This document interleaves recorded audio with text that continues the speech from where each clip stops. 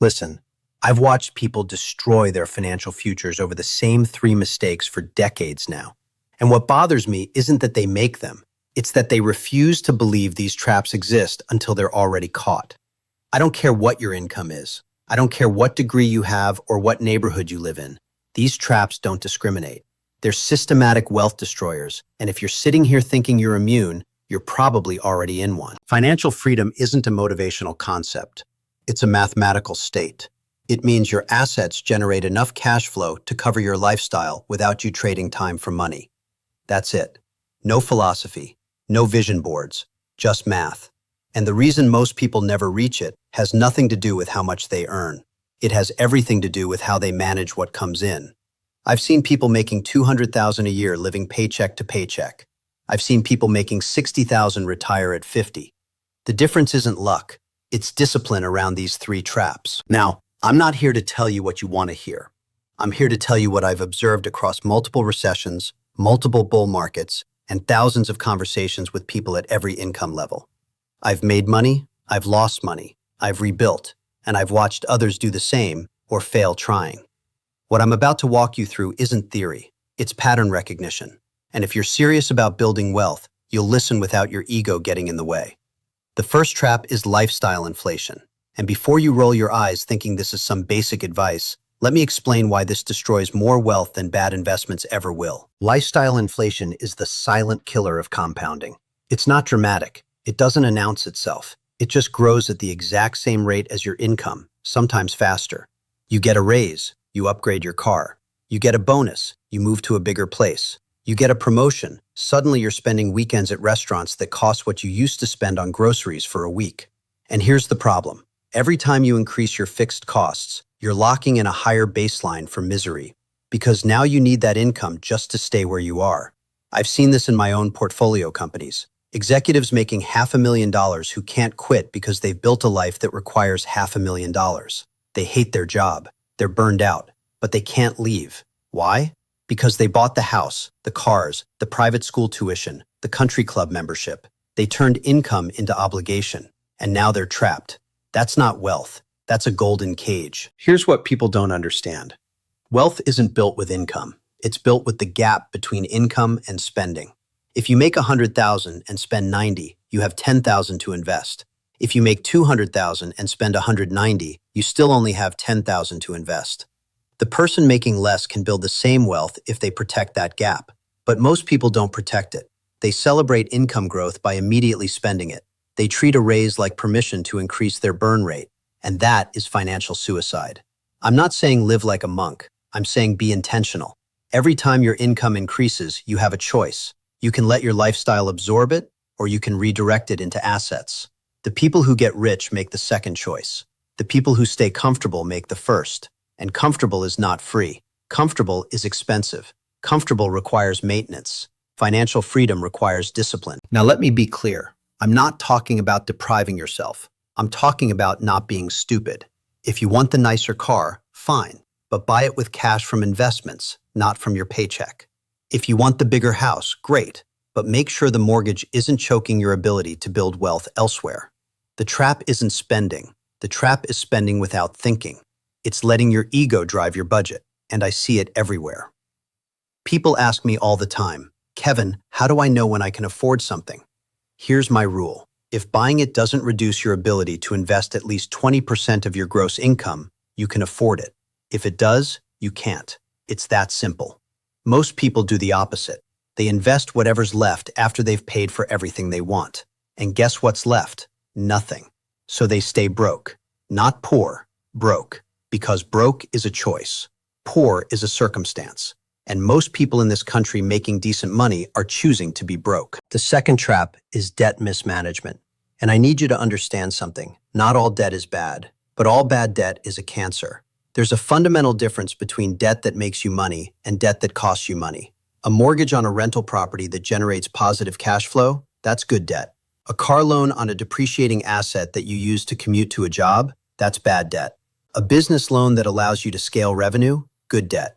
A credit card balance that you're paying 18% interest on because you wanted to go on vacation, that's not just bad debt, that's financial self-harm. Here's what kills me.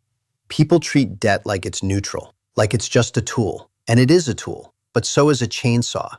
And if you don't know how to use it, you're going to lose a limb. The average American household carries over $6,000 in credit card debt, and they're paying interest rates that would make a loan shark blush. Do you understand what that means? It means they're paying someone else for the privilege of having spent money they didn't have. That's not a financial strategy. That's a slow bleed. I don't care what the purchase was. I don't care if it felt important at the time. If you're carrying high-interest debt, you are working for your creditors, not yourself. Every dollar you pay in interest is a dollar that could have been compounding in your favor. Instead, it's compounding against you. And the math on that is brutal. If you're paying 18% interest on $6,000, that's over $1,000 a year just in interest. That's not principal, that's pure loss. And if you're only making minimum payments, you're going to be paying that for years. Now here's where people get confused. They think, I'll pay it off eventually, or everyone has debt, or I needed it for an emergency. And maybe that's true, but it doesn't change the math. Debt doesn't care about your intentions. It cares about the interest rate and the balance. And if you're not attacking it aggressively, it's attacking you. I've built businesses on leverage. I understand debt, but I also understand that the moment debt starts costing you more than it's making you, you're losing. And consumer debt, the kind most people carry, never makes you money. It only costs you. So if you're sitting on credit card balances, personal loans, or car payments that you're dragging out over 6 years, you're in the trap. And the longer you stay in it, the harder it is to get out. Here's what you do. You stop treating debt like it's normal. You stop accepting it as part of life. You list every single debt you have, smallest to largest. You pay the minimums on everything except the smallest one. And you throw every extra dollar you can find at that smallest debt until it's gone.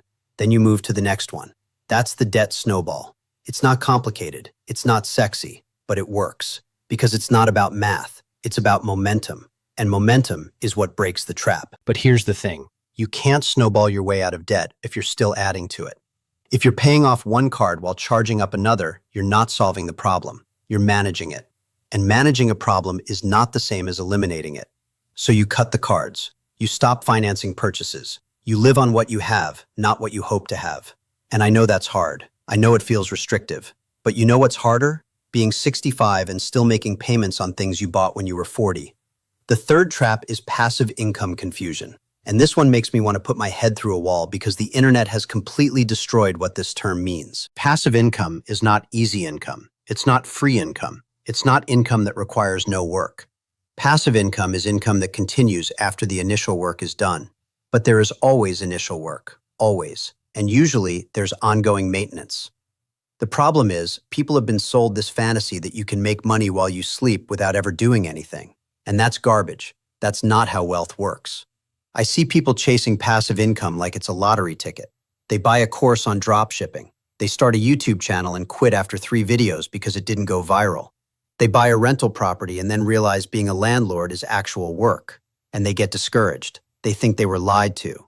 But they weren't lied to. They just didn't understand what they were signing up for. Real passive income requires one of 3 things: capital, time, or expertise. Usually all 3. You want dividend income? You need capital to invest.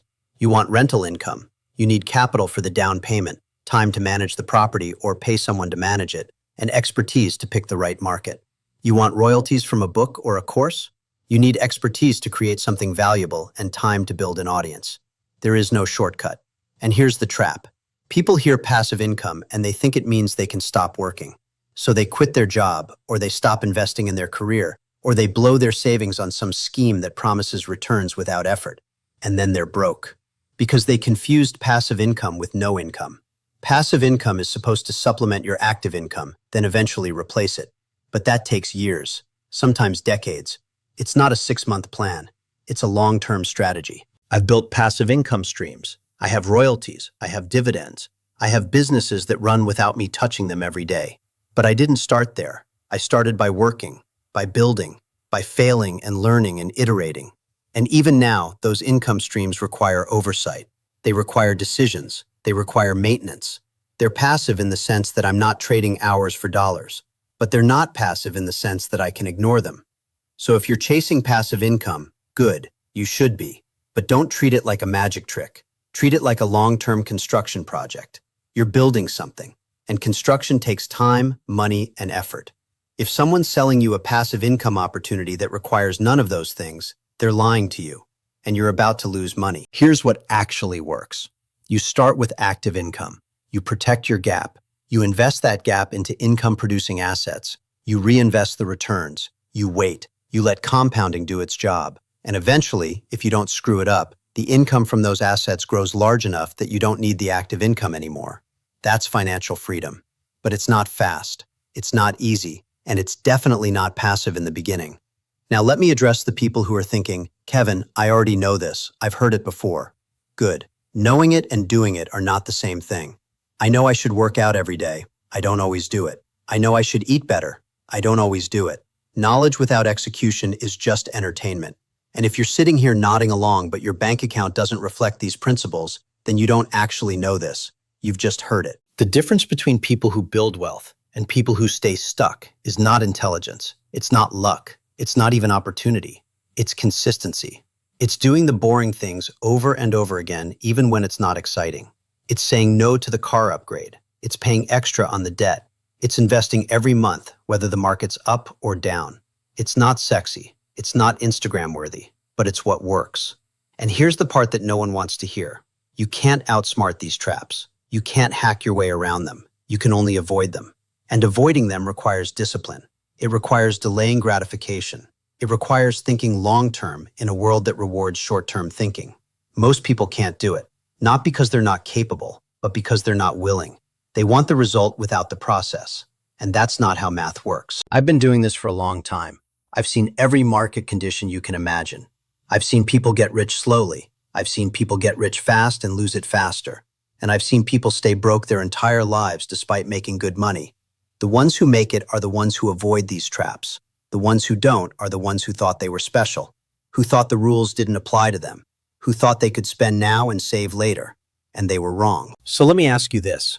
Where are you right now? Are you inflating your lifestyle every time you get a raise? Are you carrying debt that's bleeding you dry? Are you chasing passive income shortcuts instead of building real assets? If the answer to any of those is yes, you're in a trap. And the good news is you can get out. But you have to want to. You have to be willing to make different choices. You have to be willing to look at your spending and cut things that don't matter. You have to be willing to attack your debt like your future depends on it, because it does. You have to be willing to build wealth the slow way, because there is no fast way that lasts. Financial freedom is not a destination. It's a state you maintain. And maintaining it requires that you never stop being disciplined. You never stop being intentional. You never stop protecting your gap. Because the moment you relax, the moment you think you've made it and you can let off the gas, that's when the traps come back. That's when lifestyle inflation creeps in. That's when you start justifying bad debt. That's when you start believing in shortcuts. And that's when you lose. I'm not telling you this to scare you. I'm telling you this because I've seen it. I've lived it. And I don't want you to waste decades learning lessons you could have avoided. You have a choice. You can keep doing what you're doing and hope it works out. Or you can make the changes now and guarantee it works out. Most people choose hope. The wealthy choose discipline. If you found this valuable, subscribe, because I'm going to keep giving you the truth, whether it's comfortable or not. And if you want to keep learning how to think about money the way people who actually have it think about it, watch the next video. I'll be there.